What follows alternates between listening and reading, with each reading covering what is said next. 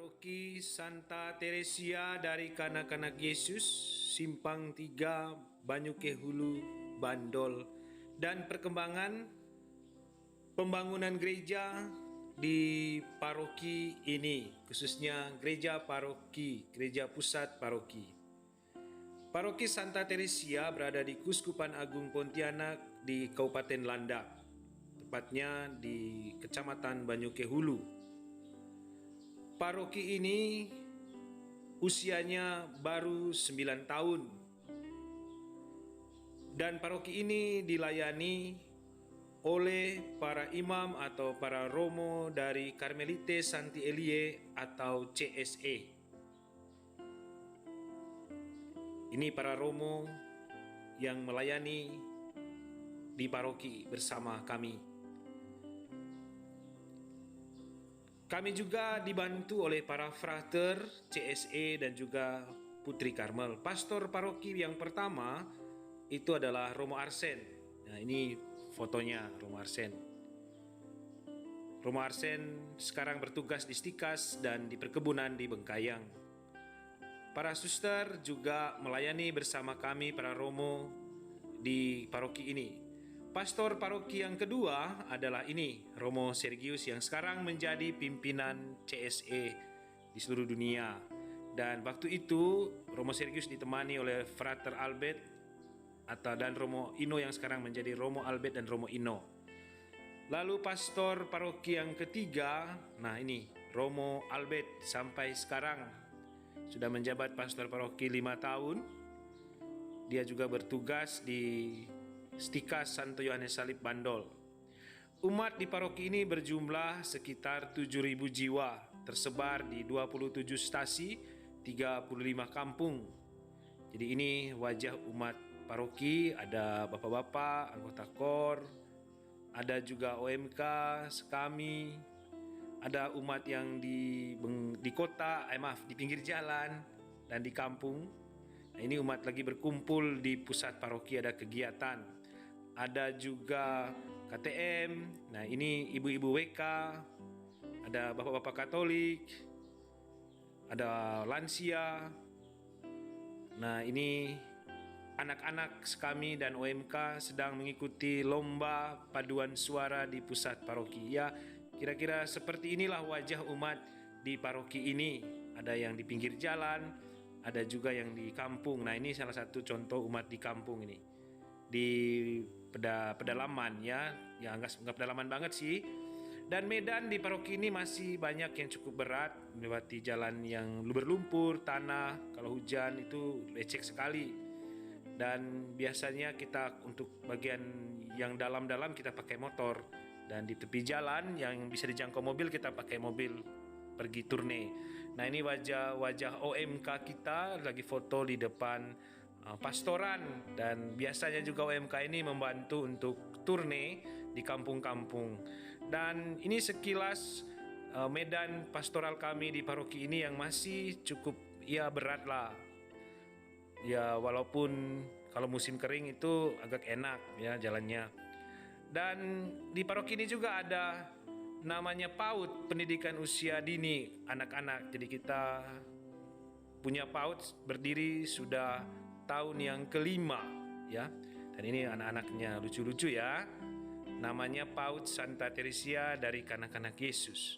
Nah, sejak tahun lalu paroki ini secara serius merencanakan pembangunan gereja pusat paroki. Jadi selama ini umat itu sembayangnya di aula. Ya, dari tahun ke tahun kiranya tidak cukup, maka kita mulai serius dengan pertama-tama kita buat proposal ya.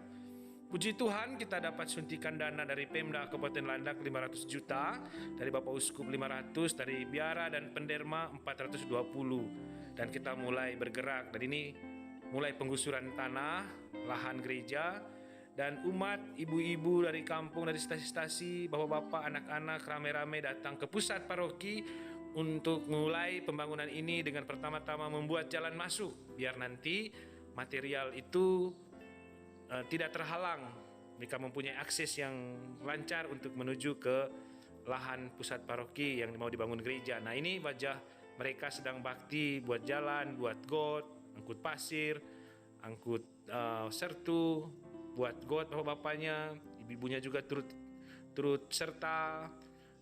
Ini mereka lagi bakti ini ya. Ada juga anak-anak, dan hasil kerja mereka, lihatlah, jalan sudah jadi, gotnya sudah ada, dan puji Tuhan memang gereja ini ada di tepi jalan besar ya, Jalan Raya Pontianak Bengkayang, jadi cukup gampang diakses. Nah, ini wajah anak-anak juga ikut ya, tidak mau ketinggalan dengan bapak-bapak dan ibu-ibunya. Mereka ramai-ramai datang, sama-sama bergotong royong bakti. Nah, tanggal 9 Juli kemarin 2021 kita mulai peletakan batu pertama yang diresmikan oleh Bupati Landak, yaitu Ibu Caroline Natasa, dan Bapak Uskup Monsinyur Agus Kusupan Agung Pontianak. Nah, ini Ibu Karol Bupati Landak, dan ini Bapak Uskup kita Monsinyur Agus. Lah sejak itu mulailah bangun, datang material buat blok plang oleh para tukang, lalu mulai gali fondasi gereja, dan sudah jadi saat ini fondasinya. Nah, ini fondasi gereja kita sudah jadi, saat ini sudah jadi ya. Ini foto yang lama kemarin, dan prosesnya seperti ini dari fondasi, dan juga membuat tiang-tiang teras keliling ya. Nah, ini contoh fondasi gereja yang dibuat kemarin, dan ini dikerjakan oleh tukang. Lalu dari fondasi ini lalu buatlah tiang-tiang keliling teras dan juga tatakan baja. Jadi gereja ini nanti memakai dinding baja dan atap, pakai baja semua. Atapnya oleh tentu seng, tapi rangkanya baja ya. Nah, ini lantai sudah jadi, lantai gerejanya, dan ini tiang-tiang teras. Jadi perkembangannya sudah sampai di sini, lantai, tiang teras, dan juga para tukang sedang menimbun untuk menyelesaikan lantai. Mudah-mudahan nanti setelah itu kita pasang baja, rangkai bajanya untuk dinding dan atap. Dan ini kemarin tanggal 22 Oktober datanglah baja-baja 33 ton dengan atap, dan umat tuh rame-rame datang menurunkannya, bapak-bapak ini, karena bajanya sangat-sangat berat gitu ya. Mereka rame-rame 1 hari penuh mereka turunkannya. Lalu ini contoh dari fondasi tadi ya. Nah, baja-baja ini sudah ada di tempat, tinggal didirikan saja. Dan ini contoh dari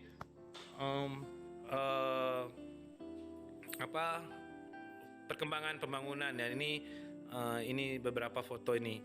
Ya, ini kedatangan baja, ada alat berat yang membantu mengangkatnya. Ini baja-bajanya. Ini bapak-bapak lagi nurunin baja.